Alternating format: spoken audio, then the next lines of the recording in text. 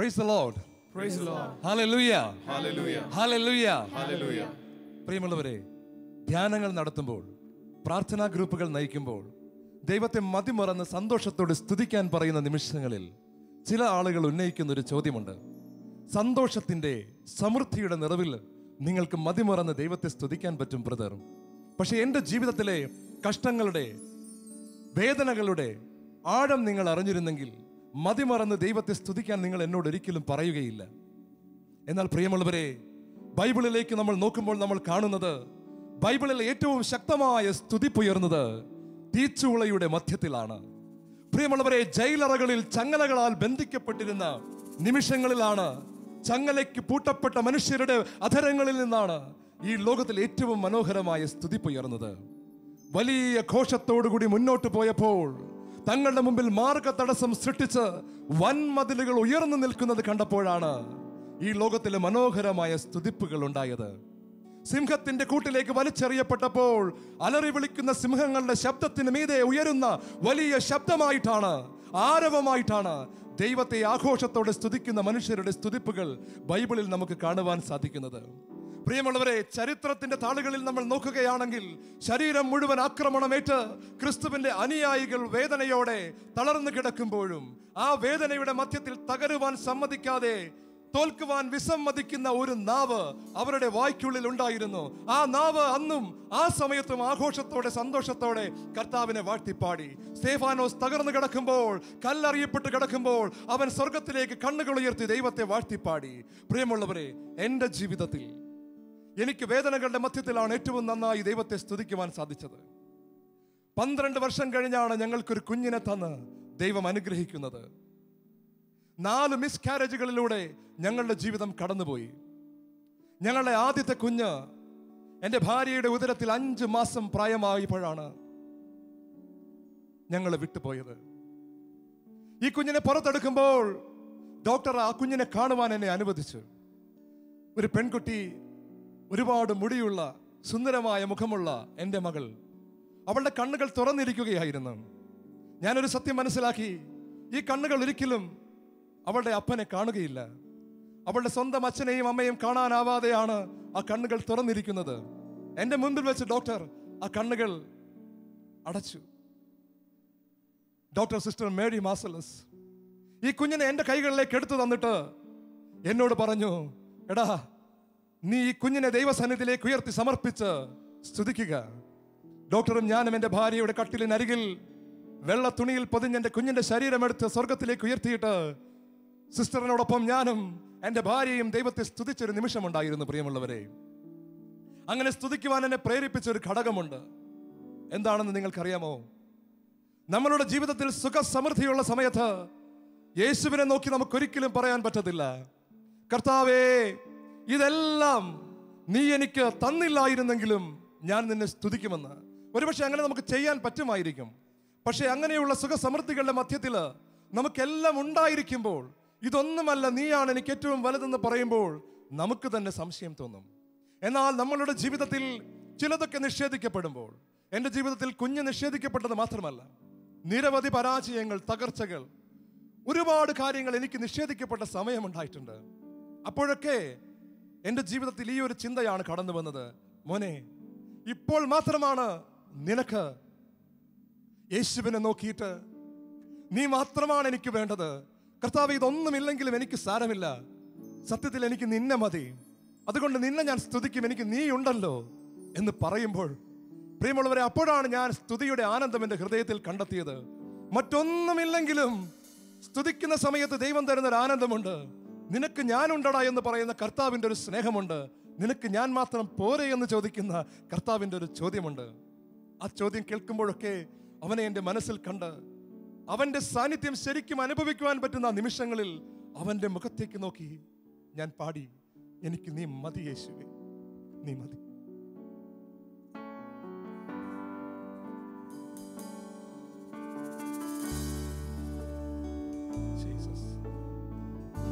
നീ മതി, നീ മതി. നന്മ മാത്രമേ, നന്മ മാത്രമേ, നന്മയല്ലാതൊന്നുമേ നീ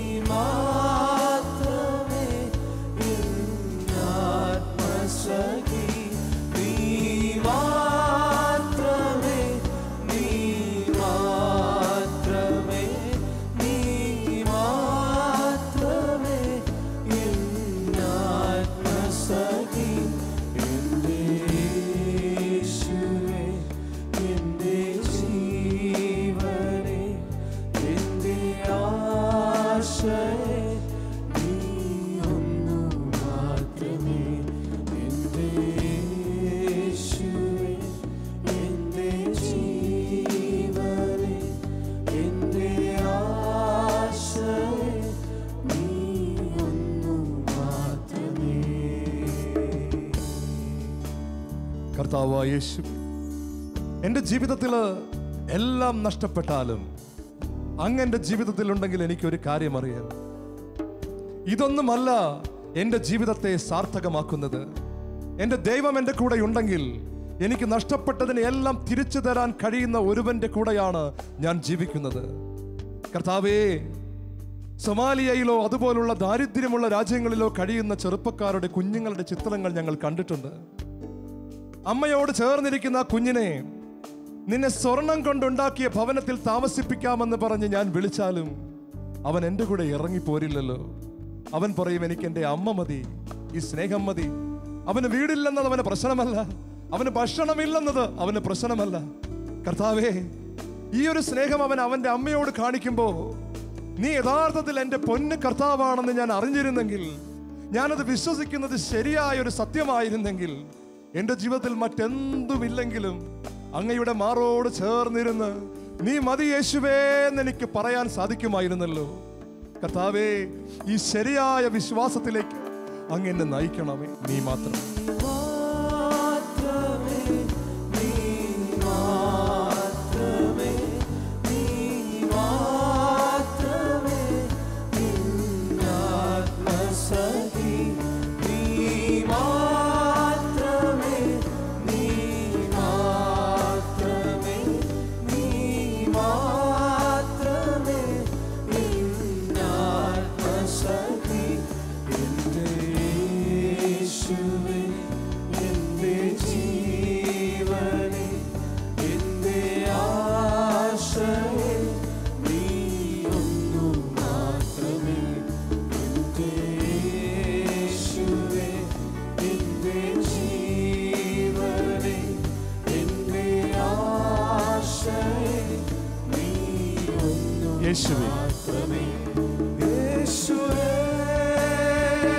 ആ നാമം വിളിച്ച് ഒരു കുഞ്ഞ് തന്റെ അമ്മയെ വിളിക്കുന്നത് പോലെ, അമ്മ എന്ന് വിളിക്കുന്നത് പോലെ ഹൃദയം തുറന്ന്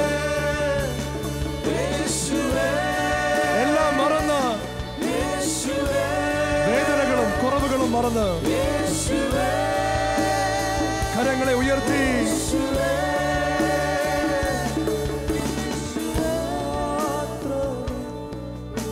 ഒരു കുഞ്ഞിനെ പോലെ നമുക്ക് പാടാം.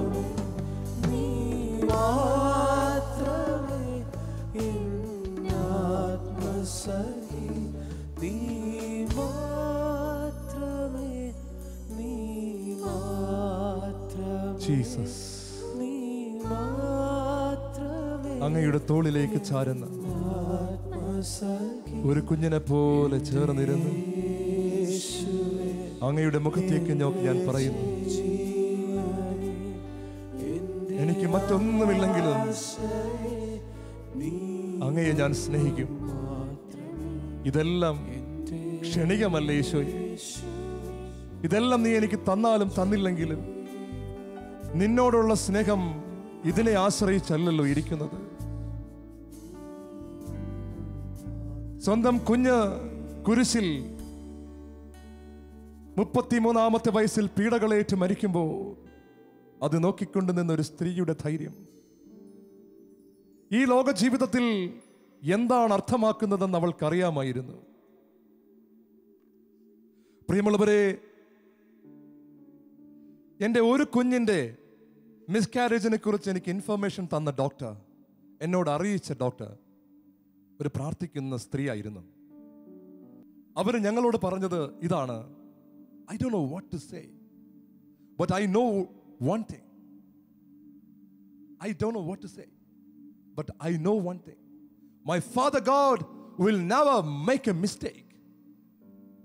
എനിക്ക് മനസ്സിലാകുന്നില്ല ഇതൊന്നും, പക്ഷേ എനിക്കൊരു കാര്യം അറിയാം. എൻ്റെ അപ്പച്ചൻ, അവൻ ഒരിക്കലും ഒരു തെറ്റ് പറ്റുകയില്ല. എൻ്റെ കുഞ്ഞെന്നെ വിട്ടുപോകുന്ന സമയത്താണ് ഈ ഡോക്ടർ എന്നോട് ഇത് പറയുന്നത്, ഞാൻ യേശുവിനെ സ്നേഹിക്കുന്നവനാണെന്ന് അറിയാവുന്ന ഡോക്ടർ എൻ്റെ മുഖത്തേക്ക് നോക്കി ഇത് പറയുമ്പോൾ ജ്ഞാനത്തിൻ്റെ പുസ്തകത്തിലെ ഒരു വചനം എൻ്റെ മനസ്സിലേക്ക് ഓടി വന്നു. ജ്ഞാനത്തിൻ്റെ പുസ്തകം 1-ാം അധ്യായം 13-ാമത്തെ വാക്യം. ദൈവം മരണത്തെ സൃഷ്ടിച്ചില്ല, ജീവിക്കുന്നവരുടെ മരണത്തിൽ അവിടെ ആഹ്ലാദിക്കുന്നില്ല. നിലനിൽക്കുന്നതിന് വേണ്ടിയാണ് അവിടെ എല്ലാറ്റിനെയും സൃഷ്ടിച്ചത്. പ്രിയമുള്ളവരെ, പിന്നെ എങ്ങനെയാണ് മരണങ്ങൾ സംഭവിക്കുന്നത്? വേദനാജനകമായ ഈ സംഭവങ്ങൾ നമുക്കുണ്ടാകുന്നത്? കർത്താവ് അതിൻ്റെ ഉത്തരം ജ്ഞാനത്തിൻ്റെ പുസ്തകത്തിൽ തന്നെ 2-ാം അധ്യായത്തിൽ 24-ാമത്തെ വാക്കിൽ നമുക്ക് തരികയാണ്. പിശാചിന്റെ അസൂയ നിമിത്തം മരണം ലോകത്തിൽ പ്രവേശിച്ചു. പ്രിയമുള്ളവരെ, നമ്മളുടെ ജീവിതത്തിലെ പല ദുഃഖങ്ങളുടെയും ദുരിതങ്ങളുടെയും ഒക്കെ കാരണം പാപത്തിലൂടെ മനുഷ്യവംശത്തെ ബന്ധനത്തിലാക്കിയ പിശാചിന്റെ വളരെ അസൂയ നിറഞ്ഞ മനസ്സിന്റെ ചില ചുവടുവയ്പ്പുകളാണ്. പാപത്തിലൂടെ മനുഷ്യകുലത്തെ നാശത്തിലേക്കും വിഷമത്തിലേക്കും തള്ളിവിട്ട പിശാചിന്റെ അസൂയ. എന്നാൽ ഇതൊക്കെ നമുക്ക് സംഭവിക്കുമ്പോൾ അവൻ നമ്മളുടെ കാതുകളിൽ പറയും, ദൈവമാണ് ഇത് വരുത്തിയത്, നീ ദൈവത്തെ ശപിക്കുക. യഥാർത്ഥത്തിൽ അതിന്റെ കാരണം അവനായിരിക്കെ നമ്മൾ വെറുക്കേണ്ടത് ദൈവത്തെയല്ല, പിശാചിനെയാണ്. നമ്മൾ ദൈവത്തെ ശപിക്കുകയല്ല ചെയ്യേണ്ടത്, ആ സമയത്തും നമ്മൾ ദൈവത്തെ സ്തുതിക്കുകയാണ് ചെയ്യേണ്ടത്. കാരണം എന്താണെന്ന് അറിയാമോ? ദൈവനീതിയുടെ നിയമങ്ങൾ അനുസരിച്ച് മനുഷ്യന് സ്വാതന്ത്ര്യം നൽകിയ ദൈവത്തെ, മനുഷ്യന്റെ സ്വാതന്ത്ര്യത്തെ ദുസ്വാധീനത്തിലൂടെ അങ്ങോട്ടും ഇങ്ങോട്ടും മാറ്റിമറിച്ച പിശാചിന്റെ വിചിത്രമായ പ്രവർത്തനങ്ങളിലൂടെ അവൻ മനുഷ്യവംശത്തിന് നാശം വിതയ്ക്കുമ്പോൾ നമ്മൾ പ്രതിസന്ധികളിലൂടെ കടന്നു പോകേണ്ടി വരുമെങ്കിലും ആ പ്രതിസന്ധികളിൽ നമ്മൾ ദൈവത്തോട് ചേർന്ന് നിന്ന് അവനെ സ്തുതിച്ചാൽ അവൻ സകലതും നന്മയ്ക്കായി പരിണമിപ്പിക്കുവാനും കഴിവുള്ളവനാണ് എന്നതാണ് സത്യം. റോമാക്കാർക്ക് എഴുതിയ ലേഖനത്തിൽ 8-ാം അധ്യായത്തിൽ കർത്താവ് നമ്മളോട് വ്യക്തമായി പറയുകയാണ്, തന്നെ സ്നേഹിക്കുന്നവർക്ക്, തന്റെ പദ്ധതികൾ അനുസരിച്ച് വിളിക്കപ്പെട്ടവർക്ക് അവിടുന്ന് സകലതും നന്മയ്ക്കായി പരിണമിപ്പിക്കും. പ്രിയമുള്ളവരെ, ഇതാണ് യഥാർത്ഥ സത്യം. അങ്ങനെ ഇരിക്കെ പിശാചിന്റെ വാക്കുകൾ കേട്ട് നീ ദൈവത്തെ ശപിക്കുകയല്ല ചെയ്യേണ്ടത്. ഇതിന് കാരണമായ പിശാചിനെ നീ കൂടുതൽ വെറുക്കണം. ഈ ദുഃഖങ്ങൾക്കും ദുരിതങ്ങൾക്കും ഇത്തരം അവസ്ഥകൾക്കും കാരണമായ നിന്നെ നിരാശയിലേക്ക് നയിക്കുന്ന പിശാചിന്റെ സൂത്രവിദ്യകളെ നീ വെറുക്കണം. അവൻ കാതിൽ പറഞ്ഞു തരുന്ന ദൈവത്തെ ശപിക്കുക എന്ന വാക്ക് തിരസ്കരിച്ചുകൊണ്ട് ദൈവത്തെ സ്തുതിക്കുക എന്ന ആപത്തുകളുടെ മധ്യത്തിൽ, പ്രതിസന്ധികളുടെ മധ്യത്തിൽ കരങ്ങൾ ഉയർത്തി ദൈവത്തെ സ്തുതിക്കുക എന്ന വചനത്തെ നീ സ്വീകരിക്കണം. അങ്ങനെ സ്വീകരിച്ചുകൊണ്ട് പറയണം, എൻ്റെ ദൈവം എനിക്കെല്ലാം നന്മയ്ക്കായി മാറ്റും. യേശുവിന്റെ നാമം എല്ലാറ്റിലും ഉപരിയാണ്, ഈ പ്രതിസന്ധികൾക്കും ഉപരിയാണ് കർത്താവിന്റെ നാമം. ഇതിനെയൊക്കെ തകർത്തുകൊണ്ട് യേശു എൻ്റെ ജീവിതത്തിൽ വലിയ അത്ഭുതങ്ങൾ പ്രവർത്തിക്കുവാൻ പോവുകയാണ്. ഇനി ഒന്നും സംഭവിച്ചില്ലെങ്കിലും ഞാൻ എൻ്റെ കർത്താവിനെ വിടുകയില്ല, ഞാൻ അവനെ സ്തുതിക്കുമെന്ന് പറഞ്ഞുകൊണ്ട് നമുക്ക് സ്തുതിച്ച് പാടാം. ദൈവമേ, നീ മതി, നീ എല്ലാം നന്മയ്ക്കായി മാറ്റും, ഞാൻ വിശ്വസിക്കുന്നു. ജീസസ്. നന്മയല്ലാതൊന്നും ചെയ്തിടാത്തവൻ തിന്മയാകെ മായ്ക്കുന്നവൻ,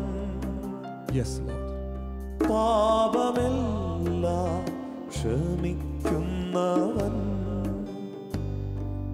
പുതുജീവനെന്നിൽ പകരുന്നവൻ, പാപമെല്ലാം ക്ഷമിക്കുന്നവൻ, പുതുജീവനെന്നിൽ പകരുന്നവൻ, യേശു. കരങ്ങൾ ഉയർത്തി നമുക്ക് പാടാം. യേശു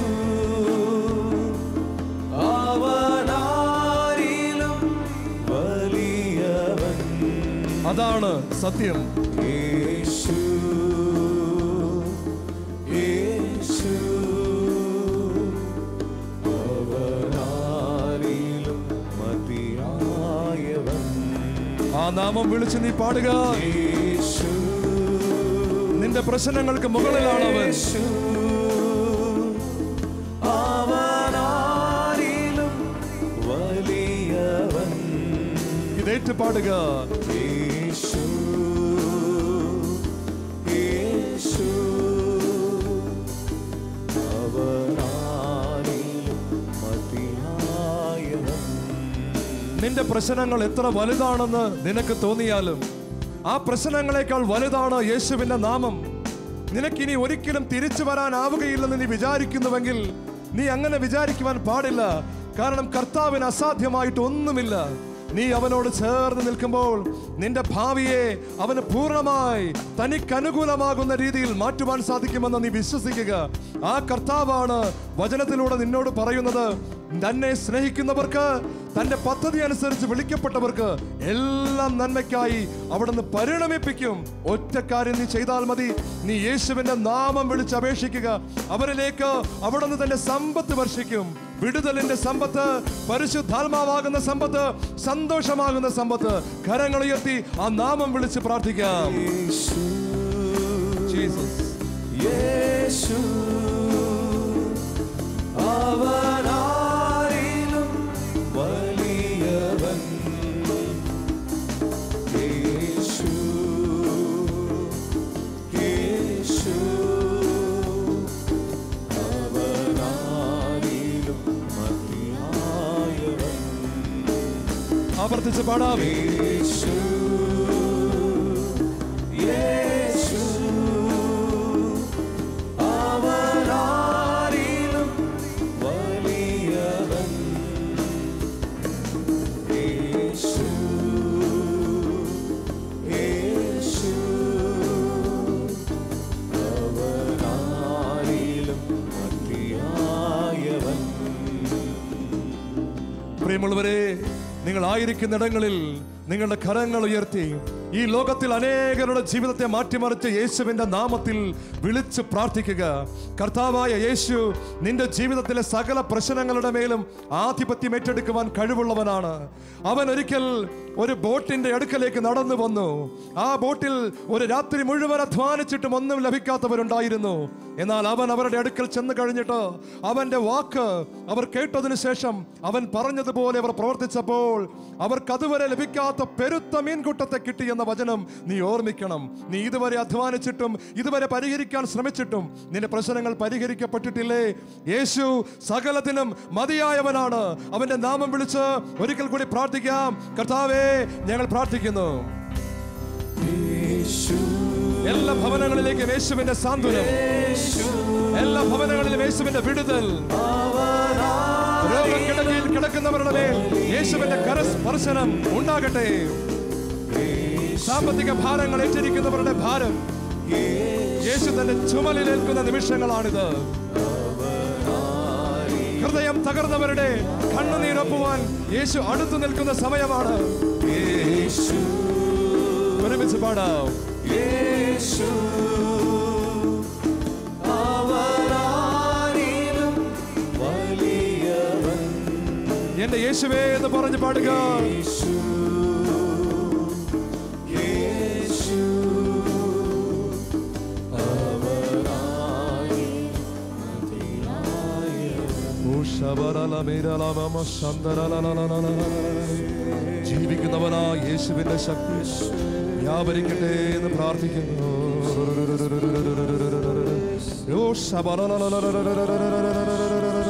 കർത്താവേ, നിന്റെ നാമം സ്തുതിച്ച് പ്രാർത്ഥിക്കുന്ന ഭവനങ്ങളിലേക്ക് ഈ നിമിഷം വലിയൊരു അഭിഷേകത്തിന്റെ ശക്തി കടന്നു വരാൻ പ്രാർത്ഥിക്കുന്നു.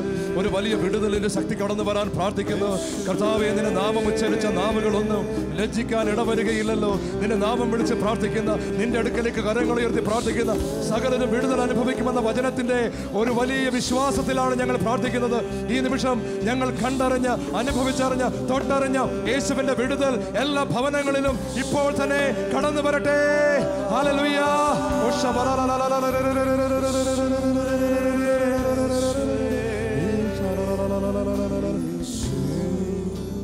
സന്തോഷിക്കുക, നിന്റെ വിമോചനം ആസന്നമായിരിക്കുന്നു.